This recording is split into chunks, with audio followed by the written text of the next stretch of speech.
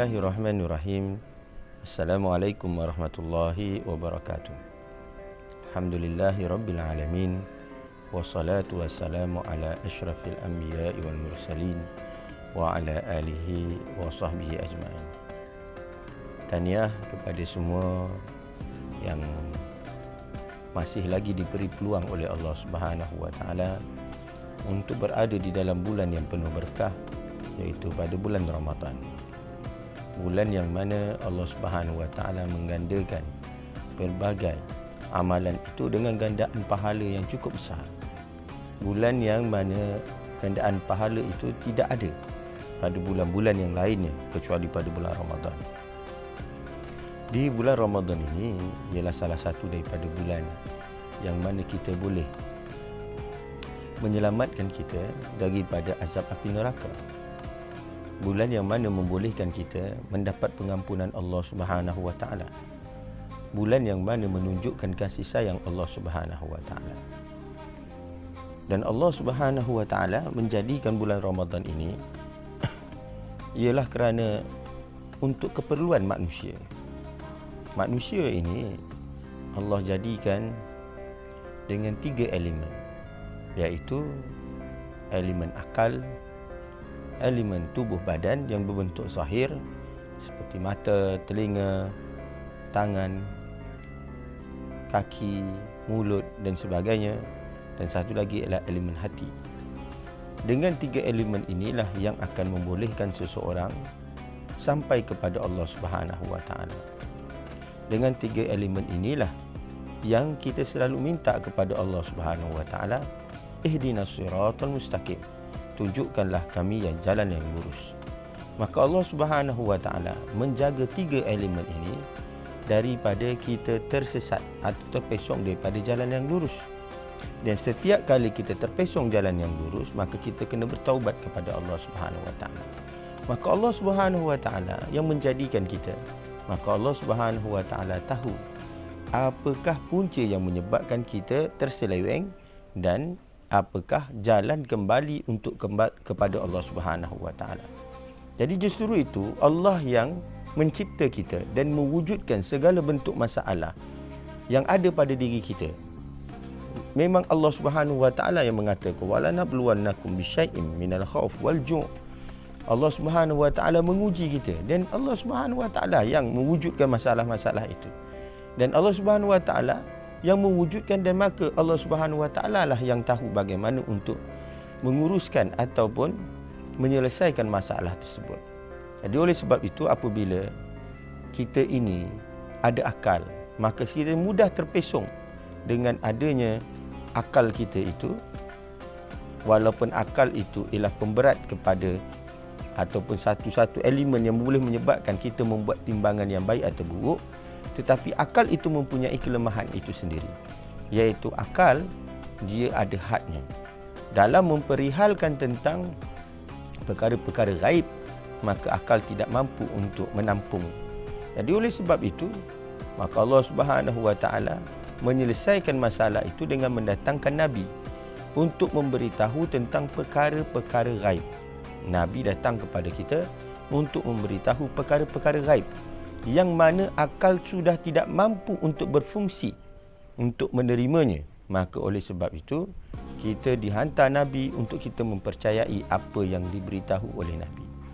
Kerana bila membicarakan tentang perkara gaib, nescayalah akal itu akan menjadi lemah. Kerana akal itu hanya memikirkan, hanya boleh menerima, hanya boleh menafsir benda-benda yang hanya dapat ditafsir oleh akal itu sendiri. Mata yang melihat barulah boleh ditafsir oleh akal. Telinga yang mendengar kemudian diterjemahkan oleh akal. Yang disentuh maka barulah akal boleh menterjemahkannya. Sementara sesuatu yang tidak dapat dilihat, maka ia tidak dapat diterjemahkan oleh akal, maka akal itu akan menolak. Justru itu Rasulullah datang untuk mengajar kita perkara-perkara gaib yang akan meluruskan akal itu sendiri. Maka akal akan menolak kewujudan Tuhan. Akal lah yang akan menolak untuk beribadah pada Allah dengan banyak. Kesemuanya itu adalah akal. Dan Allah Subhanahu wa taala juga menjadikan hati kita ini, maka hati kita juga mudah terpesong. Hati kita itu mudah terpesong. Akal, ia hanya boleh diluruskan dengan ilmu. Ilmu, iaitu ilmu akidah, ilmu syariat dan sebagainya, maka akal hanya dapat diluruskan dengan ilmu. Maka kemudian ada hati. Hati ni tempat di mana terdapatnya perasaan kasih, sayang, cinta, takut, kesemuanya. Allah Subhanahu Wa Taala uji dengan perasaan takut. Syai'in minal khaufi, takut. Jadi oleh sebab itu, ketakutan dan semua perkara-perkara yang melibatkan hati, maka Allah Subhanahu Wa Taala mendatangkan jalan penyelesaian bagi masalah yang menyebabkan kita terpesong daripada hati itu. Jalannya ialah cinta. Bagaimana untuk mendapatkan cinta kepada Allah Subhanahu Wa Taala? Maka hendaklah dia, yang pertama sekali ialah dengan zikrullah kepada Allah Subhanahu Wa Taala. Dengan memperbanyakkan zikrullah, maka ianya akan dapat menyelamatkan hati daripada perkara-perkara yang merosakkan. Contoh kemalasan untuk beramal ibadah. Dengan cinta akan menyebabkan kita jadi kuat beramal ibadah. Buruk sangka dengan Allah Subhanahu Wa Taala. Hanya orang yang mencintai sahaja yang sanggup untuk berbaik sangka. Jadi oleh sebab itu, hati, tempat hati itu, ia mudah terkeluar daripada jalan yang lurus. Maka Allah Subhanahu Wa Taala suruh kita ini dapatkan namanya cinta. Maka dengan cinta itu menyelesaikan masalah. Dengan akal kita selalu terkeluar. Maka oleh sebab itu, kita perlukan ilmu. Ilmu adalah jalan penyelesaian untuk meluruskan akal. Cinta ialah jalan penyelesaian untuk meluruskan hati. Dengan cinta itu, bagaimana kita nak dapatkan cinta tu? Maka ia tidak lain dan tidak bukan dengan zikrullah. Dengan memperbanyakkan zikrullah. Apa sahaja bentuk zikrullah, maka dia akan mendatangkan rasa cinta. Sama ada kita menyebut nama Allah Subhanahu Wa Taala, Ya Allah, Ya Allah, Allah, Allah, atau La ilaha illallah. Kesemuanya itu akan melahirkan rasa cinta. Zikrullah yang lain ialah dengan kita membaca Al-Quran. Dengan banyak membaca Al-Quran dan hafazan Quran, membaca dia berulang-ulang kali, akan melahirkan rasa perasaan cinta. Dan begitu juga dengan solat. Maka solat itu juga ialah zikrullah yang mana membolehkan kita untuk kembali kepada Allah Subhanahu Wa Taala. Solat itu juga memerlukan kepada zikrullah supaya kita khusyuk. Jadi, kalau hati, ia berkaitan dengan hati, jalannya ialah cinta. Dan cinta itulah dengan zikrullah. Dengan zikrullah itu mendatangkan kekhusyukan kepada orang yang mendirikan solat, dan solat itu dapat mencegah seseorang daripada berlakunya buruk. Itu adalah jalan penyelesaian supaya kita tidak keluar. Jadi, ulama telah membahaskan bahawa kita terpesong dengan 3 cara. Cara akal yang saya beritahu tadi, cara hati.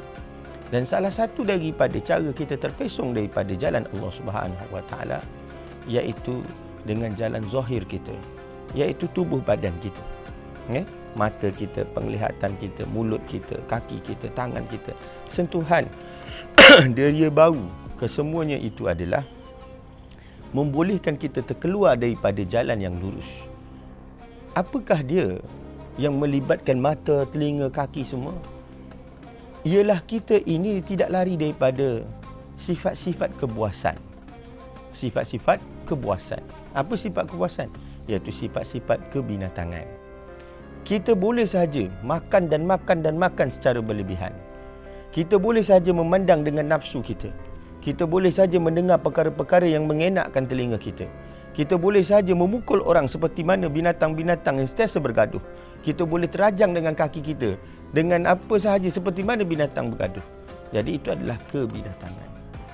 Jalan untuk mengatasi kebinatangan ini ialah kita kena tahu anggota badan kita ini yang menggerakkannya atau menjadikan hidupnya ialah apabila adanya nafsu. Jadi akal itu perlu pada ilmu. Hati memerlukan kepada cinta.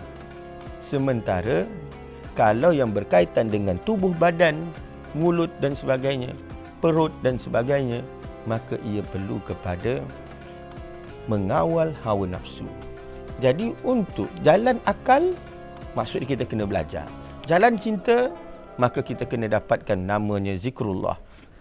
Tapi kalau ianya berkaitan dengan tubuh badan kita, maka oleh sebab itu kita memerlukan kepada namanya puasa.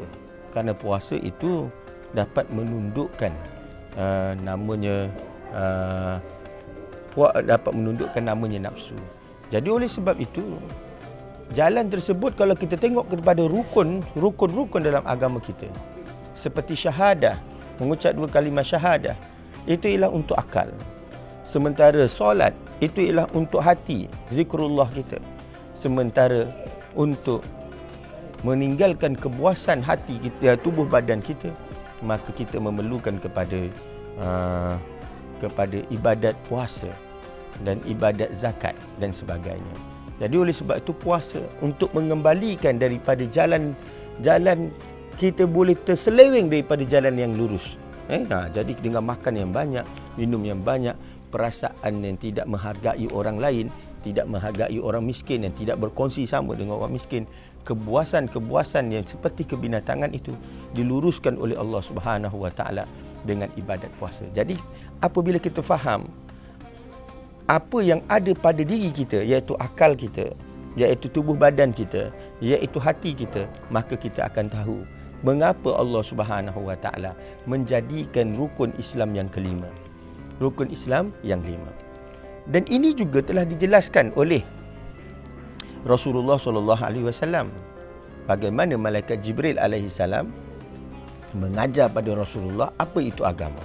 Dan apa itu agama? Apa itu din agama? Dinul Islam. Din Islam itu ialah cara kehidupan. Manusia ini perlu melalui laluan yang telah ditentukan oleh Allah, iaitu jalan yang lurus. Seandainya dia terkeluar, maka itu sudah terpesong ataupun telah tersongsang daripada jalan yang benar.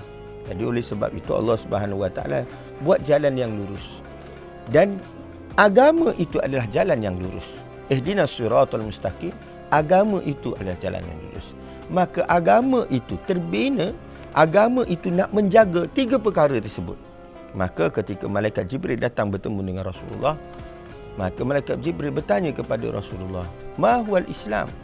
Apakah itu Islam? Islam itu ialah tubuh badan kita. Islam itu ialah menjaga perkara-perkara mengenai hal tubuh badan kita, peribadatan pada Allah Subhanahu Wa Taala, tentang hukum halal, haram dan sebagainya. Apa yang kita patut makan, apa yang kita patut minum dan sebagainya. Kemudian ditanya mahwal iman, maka iman itu ialah akal kita. Dan juga ditanya mahwal ihsan, ihsan itu ialah hati kita.